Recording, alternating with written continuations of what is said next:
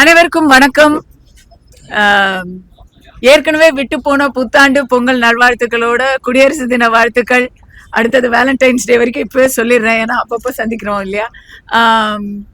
இன்றைய தினம் என்னுடைய சகோதரர் மோகன்ஜி அவர்கள் எடுத்த திரௌபதி 2ஆம் பாகம் படம் பார்க்கும் வாய்ப்பு கிடைத்தது. அதற்கு உங்களுக்கு ஃபர்ஸ்ட் ரொம்ப நன்றி தெரிவிச்சுக்கிறேன்.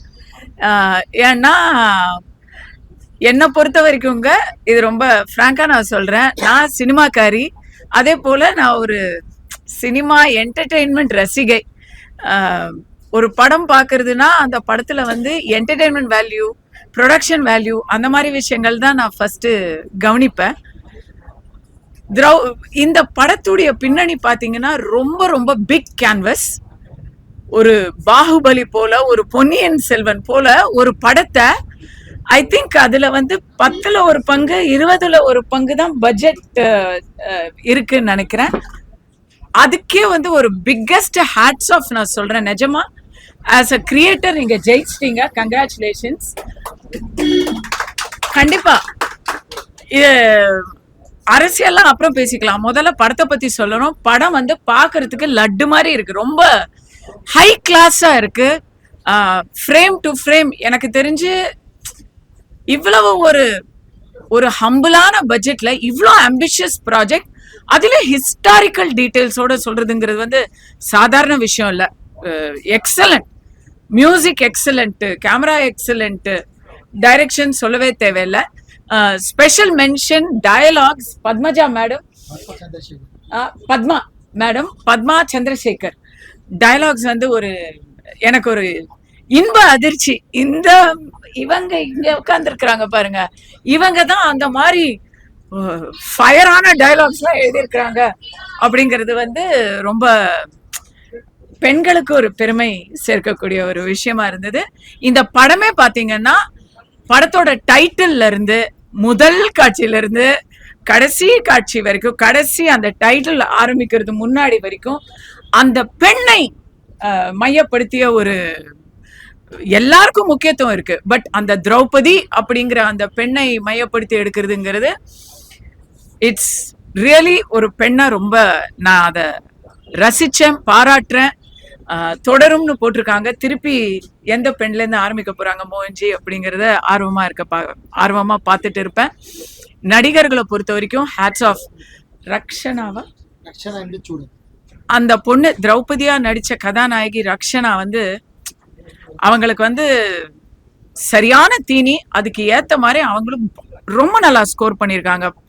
உருவமும் சரி, அவங்களுடைய நடிப்பும் சரி, 100%. ரிச்சர்ட் ரிஷி சூப்பர்வா பண்ணியிருக்காரு, பாக்குறதுக்கு கட்டுமஸ்தா இருக்காரு, நடிப்பும் நல்லா பண்ணியிருக்காரு. அவருக்கு அந்த வீரம் வந்து தானா வருது. நட்டி அவர்கள் வந்து ஒரு ரொம்ப கௌரவமான ஒரு வேஷத்துல, நல்ல கனமான ஒரு வேஷத்துல அவர் ஒவ்வொரு படத்துலயும் ஒரு நல்ல ஒரு ஸ்கோர் பண்ணிடுறாரு. ஸோ நட்டி அவர்களோட நல்லா இருந்தது. அதுல எல்லாருமே, பரணி, திவி, வைஜி மகேந்திரா சார், சின்ன சின்ன ரோல்ஸ் கூட ரொம்ப ரொம்ப ஸ்கோரிங்கா இருந்தது. அவங்க ஒவ்வொருத்தருமே நல்லா பங்களிப்பு பண்ணியிருக்கிறாங்க. எல்லாத்துக்கும் மேல ஐ திங்க் பிரஸ்ல பார்த்தவங்களுக்குமே ரொம்ப பிடிச்சிருக்கிறது யாருன்னு பார்த்தா வில்லன் கேரக்டர்ஸ். அந்த அவரு அலாவுதீன் கில்ஜி வேஷம் தானே, சிராக் ஜானி. அது வந்து துக்ளக்கையும் கில்ஜியும் கலந்த ஒரு கற்பனையும் வரலாற்றையும் கலந்த ஒரு சுல்தான் கேரக்டர். அது அந்த தம்பி வந்து பின்ன எடுத்துட்டாப்ல. அதே மாதிரி ஒரு பாட்டு வச்சிருக்காங்க. ரன்வீர் சிங்குக்கு ஏத்த ஈடு கொடுக்குற மாதிரி இங்க இந்த தம்பியும் ஆடி இருக்கிறாப்ல, நல்லா இருக்கு. தினேஷ் லம்பா நான் அறிமுகப்படுத்தின வில்லன். நான் ஜிவி ஃபிலிம்ஸ்ல உற்சாகம்னு ஒரு படம் எடுத்தோம். அதுக்கு நான் தான் கம்பெனி சைட்ல இருந்து ப்ரொடியூசர். அதுல தினேஷ் லாம்பா வந்து அவருக்கு ஃபர்ஸ்ட் ஃபிலிம் தமிழ்ல. இதுல வந்து அந்த கண்காணி, அங்க தம்காணி, மதுரை தம்காணி அப்படின்னு ஒரு ரோலுங்க. அப்பா நிஜமா அவர் இங்க இந்த பிரஸ் மீட்ல இருந்தாருன்னா அவரை எல்லாரும் வந்து காரி துப்பிடுவோம். அந்த மாதிரி ஒரு பர்ஃபார்மன்ஸ் பண்ணிட்டாரு அவரு. அதுதான் வந்து ஒரு நடிகருடைய வெற்றி. ஸோ ஆஸ் அ மூவி இந்த படம் நீங்க கண்டிப்பா அரசியல் ரீதியான கேள்வி எல்லாம் கேட்க போறீங்க. பட் இந்த படம் அரசியலை தாண்டி ஒரு நல்ல கேன்வஸ், நல்ல முயற்சி. ரொம்ப ரொம்ப கங்க்ராச்சுலேஷன்ஸ். சோழ சக்கரவர்த்தி ஹொய்சால வரலாற்றை சோழ சக்கரவர்த்தி எடுத்திருக்கிறாரு. நான் படம் பார்க்கும்போது நினைச்சுக்கிட்டேன், சோழர் பரம்பரையில் ஒரு நல்ல தயாரிப்பாளர் அப்படின்னு நினைச்சுக்கிட்டேன். ஸோ படம் ஃபுல்லா பாத்துட்டீங்க. சின்மை விஷயத்துல என்ன நடந்தது தெரியும்? கோலி சின்மைக்கு என்ன சொல்ல வரீங்க? யாருங்க? சின்மைக்கு நீங்க படம் பார்த்ததனால கேக்குறேன். நீங்க ஃபுல்லா படம் பாத்தீங்க. ஆமா, இருக்கே, அந்த பாடல் கூட இருக்கு. அவங்க பாடுறாங்க. அப்படியாங்க? அப்படியா? ஏன்னா நான் படத்தை பார்க்கும்போது ரொம்ப ரொம்ப ரசிச்சு, நீங்க என்ன கேக்குறீங்களே, உங்களுக்கெல்லாம் அந்த படம் பாட்டு பிடிச்சது தானே? ரொம்ப பியூட்டிஃபுல்லா பிக்சரைஸ் பண்ணியிருக்காங்க. சாங்கும் ரொம்ப பியூட்டிஃபுல்லா பாடி இருக்கிறாங்க. ஐ திங்க் பத்மலதா அப்படிங்கிற ஒரு சிங்கருக்கு சின்மயி லைஃப் கொடுத்துருக்காங்க. இன்னைக்கு அவங்க வந்து பல இடங்கள்ல வந்து ஒருத்தர் வேண்டான்னு சொல்றதுல இன்னொருத்தவங்க ஒரு லைஃபே வந்து மாறும். அந்த மாதிரி இன்னைக்கு நடந்துருச்சு அப்படின்னு நினைக்கிறேன். தனிப்பட்ட முறையிலையும் என்னுடைய தோழி, நான் ரொம்ப மதிக்கிற ஒரு பெண் தான். அவங்களுடைய வாழ்க்கையை அவங்களுக்கு கத்து கொடுத்தது எல்லாமே கசப்பான பாடங்களா அப்படின்னு தெரியல. ஏன்னா வர வர சமீபமா அவங்க ரொம்ப நெகட்டிவா அவங்களுடைய ட்வீட்ஸ் எல்லாம் பார்க்கும்போது வருத்தமா இருக்கு எனக்கு. அந்த என்ன மன வருத்தத்துல இருக்காங்கன்னு தெரியல. பட் அதுல இருந்து அவங்க மீண்டு வரணும் அப்படின்னு நான் மனப்பூர்வமா அவங்களுக்கு நான் வாழ்த்திக்கிறேன். படத்தை ஃபுல்லா பாத்துட்டீங்க. எவ்வளவு சிக்கலான கதை, என்ன மாதிரி பேசுன்னு தெரியும். எனக்கு தெரிய மோகன்ஜி ரிவைசிங் கமிட்டி, கோர்ட்லாம், சென்சாருக்குலாம் எதுவுமே போல. ஆனா ஜனநாயகன் மாத்திரம் சென்சார்ல போயிடாங்க. சரி, நான் முதல்ல ஒண்ணு சொல்லிக்கிறேன். இந்த படத்தோட முக்கியமான கருத்து என்னன்னா, சனாதனத்தை ஒழிக்க வேண்டும் அப்படின்னு சில தீய சக்திகள் தமிழ்நாட்டுல பேசிக்கிட்டு இருக்கிறாங்க. 700 ஆண்டுகளுக்கு முன்னாடியும் சனாதனத்தை ஒழிக்க முடியவில்லை. இன்றும் சனாதனத்தை ஒழிக்க போவதில்லை. 1000 வருடங்கள் பிறகும் சனாதனம் வாழ்ந்து காட்டும், வெற்றி சூடும். இதுதான் மேட்டர். சோ அதுல இந்த விஷயத்துல யாருக்காச்சும் பிரச்சனை இருந்தா அவங்க இத பத்தி புகார் சொல்லலாம். மத்தபடிக்கு சென்சார் போர்ட்லயும் சரி, கோர்ட்லயும் சரி, நீங்க சொல்ற ரிவைசிங் கமிட்டிலயும் சரி, யாருக்கும் இந்த மாதிரி பிரச்சனைகள் வரப்போறது இல்ல. ஏன்னா இதுல காமிச்சது எதுவுமே பிரச்சனை வராது. ஏன்னா இருக்கக்கூடிய ஆட்கள் எல்லாமே பிஜேபி ஆட்களா தான் இருக்காங்க. அது வந்து இல்ல, நீங்க அப்படி சொல்றது தவறான குற்றச்சாட்டு. நீங்க அத உடனடியா திருப்பி எடுத்துக்கணும். இல்லங்க, இது உங்களுடைய, நீங்க வந்து கேள்வி கேக்குறீங்களா இல்ல உங்களுடைய கருத்தை சொல்றீங்க? நீங்க இங்க வாங்க, வாங்க இங்க வந்து உட்கார்ந்து உங்க கருத்தை சொல்லுங்க. நீங்க வந்து புகார் சொல்றீங்க, அது வந்து அப்பட்டமான அபத்தமான பொய். நான் வந்து 150 சென்சார் போர்டு மெம்பர் இருக்கிறாங்க தமிழ்நாட்டுல, இன் மோர் தென் 150. அவங்கள எத்தனை பேரு பிஜேபி சார்ந்தவங்க, எத்தனை பேரு திமுகவை சார்ந்தவங்க அப்படின்னு உங்ககிட்ட புள்ளி விவரம் இருக்கா? வாய் இருக்குன்னு சொல்லிட்டு எங்களுடைய அப்பா சொல்லுவாரு ரொம்ப அழகா, வாய் புளிச்சதும் மாங்காய் புளிச்சதும் பேசாதீங்க. எக்ஸாக்ட்லி, அத கேளுங்க. எல்லாருமே ஏதாவது ஒரு இது இருந்தா அதுக்கான கேள்விய கேட்கறது சென்சார் போர்ட்ல கேட்பாங்க. கேள்விக்கான பதில நாம சொன்னோம்னா அதை ஏத்துக்குவாங்க. ஜனநாயகனை பொறுத்த வரைக்கும் அதுல என்ன கேள்வி கேட்டாங்க, அங்க என்ன பதில் சொன்னாங்க அப்படிங்கறது தெரியல. எனக்கு தெரிஞ்சு அங்க பதில் சொல்லியிருந்தா கோர்ட்ல இன்னைக்கு வந்து கேள்விகளோ பதில்களோ சொல்ல வேண்டிய அவசியம் வராது. ஏன்னா கோர்ட் நியாயமா தான் இருக்காங்க. இதோ இன்னைக்கு சனாதனத்தை ஒழிக்கணும்னு ஒருத்தர் பேசினாரு, அவர் மேல எத்தனை எஃப்ஐஆர் இருக்குங்க தமிழ்நாட்டுல? ஆனா அவர் சொன்னது தவறுன்னு சுட்டி காட்டிய அமித் மால்வியா மேல எஃப்ஐஆர். அததான் கோர்ட்ல வந்து எப்படி சொல்றது, நல்லாவே திட்டாங்க. இதுக்கு மேல வன்மையான வார்த்தையை என்னால இங்க பயன்படுத்த முடியல. ஆனா கோர்ட்ல என்ன பண்ணாங்க அப்படிங்கறத வந்து சொல்றதுக்கு வேற விதமா சொல்லலாம். Because hate speech. அதுல நான் பார்த்தேன் அமித் மால்வியா மேல என்னெல்லாம் கேஸ் போட்டிருக்காங்க, எந்தெந்த செக்ஷன்ல போட்டிருக்காங்கன்னு பார்த்தேன். எனக்கு நல்லா புரிஞ்சுது அந்த செக்ஷன்லாம். ஏன் சொல்லுங்க? Section 153, section 153A, section 504, section 505 என் மேல போட்ட அதே செக்ஷன் தான். கோர்ட்ல அதுக்கு என்ன மாதிரி குவாஷ் பண்ணும்போது எப்படி அதை திட்டிருக்காங்கன்னு பாருங்க.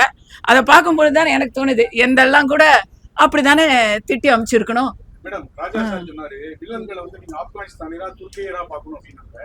இப்போ உள்ள காலகட்டத்துல நம்ம இந்திய நாட்டுல வர முஸ்லீம்கள், தமிழ்நாட்டு முஸ்லீம்கள் அந்த படத்தை எப்படி பார்க்கணும்? எனக்கு ரொம்ப அதிகமான நண்பர்கள், என்னுடைய 2ஆம் குடும்பம் எல்லாருமே வந்து முஸ்லிம்ஸுங்க. அதனால நான் உங்ககிட்ட இதை வந்து சந்தோஷத்தோட பகிர்ந்துக்கிறேன். என்னோட பெஸ்ட் ஃப்ரெண்டு, என் கிளாஸ்மேட், அவன் அங்கேருந்து வந்து அவர் வந்து உலக அளவுல நிறைய பிசினஸ் பண்ணிட்டு இருக்கிறாரு. இங்க இருக்கக்கூடிய பெரிய பெரிய விஐபிக்கள்லாம் வாட்ச் கொடுக்குறவர் அவரு தான். அவரு அந்த என்னுடைய நண்பன் வந்து பாகிஸ்தானா அவ்வளவு திட்டுவாப்புல, ஈரானா அவ்வளவு திட்டுவாப்புல. இன்னைக்கு துபாயில பாத்தீங்கன்னா, துபாயில இஸ்லாமிய மத தீவிரவாதத்தை யுஏஇல, ஐக்கிய அரபு எமிரேட்ல அவங்க ஓப்பனா திட்டிக்கிட்டு இருக்கிறாங்க. அவங்க இஸ்லாமியர் இல்லையா? அவங்களும் இஸ்லாமியர் தான். இந்தியாவில் இருக்கக்கூடிய இன்னைக்கு வந்து ஏஆர் ரஹ்மானை பற்றி ஒரு சர்ச்சை வரும்போது ஜாவேத் அக்தர், காலித் பெய்க் அப்படின்னு அவங்கெல்லாம் இஸ்லாமியர் இல்லையா? ஸோ எல்லா இடத்துலயும் நல்லவங்களும் இருக்கிறாங்க, நல்ல புரிதல் இல்லாதவர்களும் இருக்கிறாங்க. தமிழ்நாட்டை பொறுத்த வரைக்கும் நீங்க இஸ்லாமியனா தமிழனா அப்படின்னு கேட்டா தமிழன் அப்படின்னு சொல்றவங்க தான் அதிகம் இருக்கிறாங்க. அதுதான் தமிழகத்துடைய சிறப்பு. எப்ப அவங்க வந்து நான் தமிழன் இல்ல நான் இஸ்லாமியன்னு அடையாளப்படுத்திக்கிறாங்களோ அப்ப அது வந்து தவறா இருக்கும். இப்ப நான் என்ன கேட்டா நான் தமிழச்சியா இல்ல இந்துவான்னு கேட்டா நான் முதல்ல தமிழச்சின்னு தான் சொல்லுவேன். இந்தியனா தமிழச்சியான்னு கேட்டா நான் இந்தியன், தமிழச்சி, அதுக்கப்புறம் தான் மத்தது எல்லாமே, பெண், இதெல்லாம் அப்புறம் தான் வரும் இல்லைங்களா? அதே தான் இந்த இடத்துல நான் சொல்றேன். இது வந்து இஸ்லாமியர்களுக்கு எதிரான படம் இல்ல, சரித்திர ரீதியான ஒரு நடந்த விஷயங்களை கொஞ்சம் சினிமாத்தனமாக காட்டக்கூடிய ஒரு படம். இது ஒரு பிரச்சார படம் இல்ல, இது ஒரு சரித்திரம் கலந்த புனைவு. சாண்டில்யன் அந்த மாதிரி எழுதுற அந்த மாதிரி ஒரு விஷயம் தான். பொன்னியின் செல்வனும் ஒரு சரித்திர புனைவு, இதுவும் ஒரு சரித்திர புனைவு. இதுல வந்து யாருக்காச்சும் மனசு வேதனைப்பட்டுச்சுன்னா அவங்க நம்முடைய வரலாறை ஏற்றுக்கொள்ளாதவர்களா தான் இருப்பாங்க. மேடம், எத்தனையோ இயக்குநர்கள் ஜாதி வெறி படம் எடுக்கிறாங்க, ஜாதி படம்ன்ற பேர்ல ஜாதி வெறி படம் எடுக்கிறாங்க. அவங்களை கொண்டாடுற திரையுலகம் மோகன்ஜி வந்து ஜாதியை ஒற்றுமைக்காக படம் எடுக்கும் போது அவரை மட்டும் ஏன் கொண்டாடாம புறக்கணிக்கிறாங்க? தொடர்ச்சி அந்த புறக்கணிப்பு இருக்கு இல்ல. இப்ப யாரு புறக்கணிக்கிறாங்க? நிறைய பேர் புறக்கணிக்கிறாங்க. நிறைய பேர் வந்து அவங்கள எல்லாம் போய் நீங்க இந்த கேள்வியை கேட்கணும். நான் இங்க எல்லாம் அவர் பக்கத்துல உட்கார்ந்துருக்கேன். தொடர்ந்து அவருடைய படங்களுக்கு பாத்தீங்கன்னா எதிர்ப்பு வரத்தாங்க வரும். அவரு சங்கிங்க, அவர் ஒரு சங்கி, அவருக்கு எதிர்ப்பு வரத்தான் வரும். இது திமுக ஆட்சியில அப்படித்தான் எதிர்ப்பு வரும். இன்னும் எனக்கெல்லாம் பெரிய ஆச்சரியங்க. எனக்கெல்லாம் வந்து என்னை இழுத்துட்டாங்க, என் குடும்பத்தை இழுத்துட்டாங்க, இல்லாத பொல்லாததெல்லாம். இன்னும் நான் யாரோடையாவது போய் நின்றேன்னா அவங்களையும் சேர்த்து வச்சு இழுத்துருவாங்க. இன்னும் அவருக்கு அதெல்லாம் நடக்கல. அந்த வரைக்கும் அவருக்கு வந்து ரொம்ப சாஃப்டா ஹேண்டில் பண்ணிட்டு இருக்காங்க. அரெஸ்ட் பண்ணாங்கல்ல, நாங்கெல்லாம் வந்து ஒரே இனம், என்ன பண்றது? இந்த இதுல ஏங்க இதெல்லாம் பதில் தெரிஞ்சுக்கிட்டே கேள்வி கேக்குறீங்க? எதிர்ப்பு எங்க இருந்து வருதுங்கிறத பாருங்க, அதுலயே உங்களுக்கான பதில் இருக்கு. சென்சார் போர்ட்ல வந்து பிஜேபிக்கு ஆதரவு கிடையாது. பராசக்தி படத்துல ஒரு வசனம் வருது, நீங்க இந்த மாதிரி இந்திக்கு செய்யறதுனாலதான் நீங்க ஜம்மத்துக்கும் இந்த மாநிலத்துல ஆட்சிக்கு வராம போவீங்கன்னு ஒரு சொல்லிக்கிற மாதிரி வருது. அது வந்து எப்படி விட்டாங்க? அது ஒரு கட்சி சார்ந்துதானே வருது. அது வந்து ஆதரவான உங்க கட்சிக்கு இல்ல உங்க அமைப்புக்கு எதிர்ப்பு விட்டாங்களா? இல்ல அதான் ஓஹோ அப்படி வரீங்களா நீங்க? காங்கிரஸ்க்கு எதிரான வசனம், அதனால அப்படிலாம் இல்லைங்க.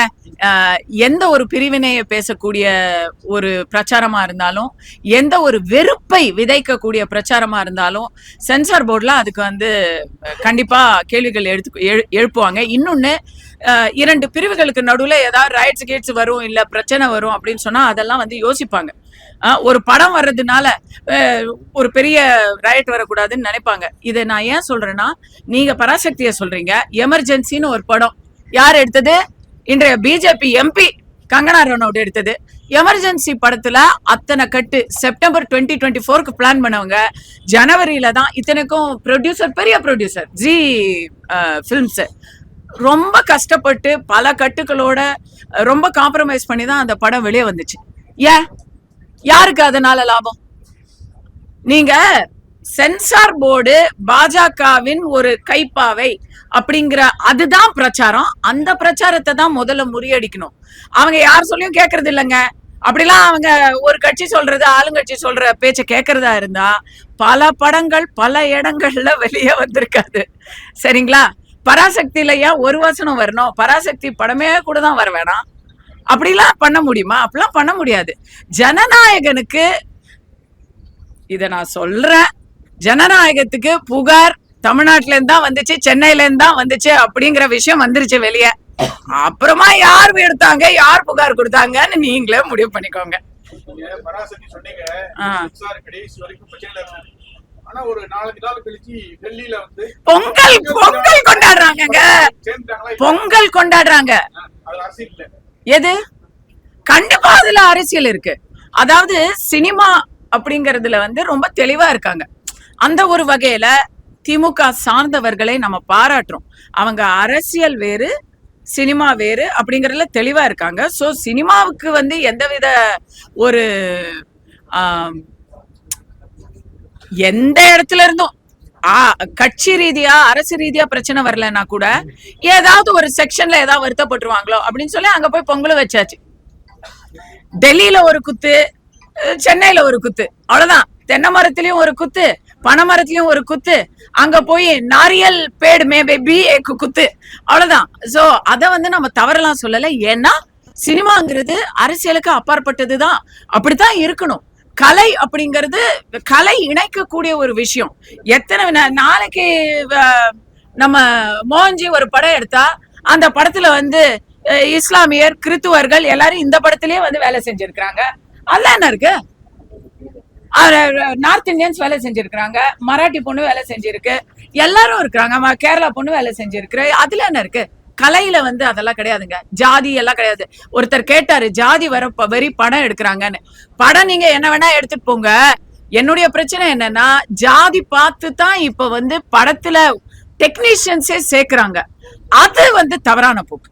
அது ரொம்ப தவறான போக்கு. ஏன்னா நாங்கெல்லாம் என்னைக்குமே ஹீரோல இருந்து கடைசி லைட் ஆபீசர் வரைக்கும் எல்லாரும் ஒரே மாதிரி சாப்பிட்டு ஒரே குடும்பமா பழகிதான் நான்லாம் சினிமால வந்திருக்கேன். இன்னைக்குதான் இது ப்ராப்ளம். தேர்தல் கமிஷன்ல வந்து விஜய் கட்சிக்கு விசில் சின்னம் இல்ல, நான் வந்து இத ஏற்கனவே ஒரு வருஷம் முன்னாடியே பேசிட்டேன். அவர் வந்து விசில் சின்னம் தான் கேட்பாரு அப்படிங்கிறது வந்து ஒரு வருஷம் முன்னாடி நான் கொடுத்த ஐடியா. விசில் சின்னம் கண்டிப்பா அவருக்கு வந்து ரொம்ப ரொம்ப யூஸ்ஃபுல். அவர் வந்து இதுக்கு தனியா வந்து ப்ராபகண்டா ஃபிலிம்லாம் எடுக்கவே வேணாம். நேரடியா வந்து பிகில் அப்படிங்கிற படத்துல இருந்தே எடுத்து அவர் ப்ராபகண்டா எல்லாம் பண்ணிடலாம். So it's a very good. அவருக்கு ஒரு நல்ல தை பிறந்தா வழி பிறக்கும்னு சொல்லுவாங்க இல்லையா? தை பிறந்ததும் முதல்ல சின்னம் பிறந்திருக்கு. அடுத்ததா அவருக்கு சேர வேண்டிய இடத்துக்கு வழி கூட பிறந்துரும். அதுதான் என்னுடைய நம்பிக்கை. என்ன இருக்கு வெளிப்படையா? நானும் ஒரு வருஷமா சொல்லிட்டு இருக்கேன். திமுக, விசிக, காங்கிரஸ் போன்றவர்கள் எல்லாம் வந்து 4 வருஷமே தாங்க முடியல. இதுக்கு மேல எல்லாம் தாங்கவே முடியாது. அதனால விஜய் அவர்கள் தன்னுடைய அரசியல் பாதையில பவன் கல்யாண் மாதிரி மாற்று சக்திகளோடு சேர்ந்து வேலை செய்யணுங்கிறது தான் என்னுடைய அபிப்பிராயம். தமிழகத்தில் அதிமுக தலைமையில் இருக்கக்கூடிய தேசிய ஜனநாயக கூட்டணியில் திமுக ஆட்சியை அகற்றுவதற்காக விஜய் அவர்களும் சேர்ந்து பணியாற்ற வேண்டும். போதுமா தம்பி?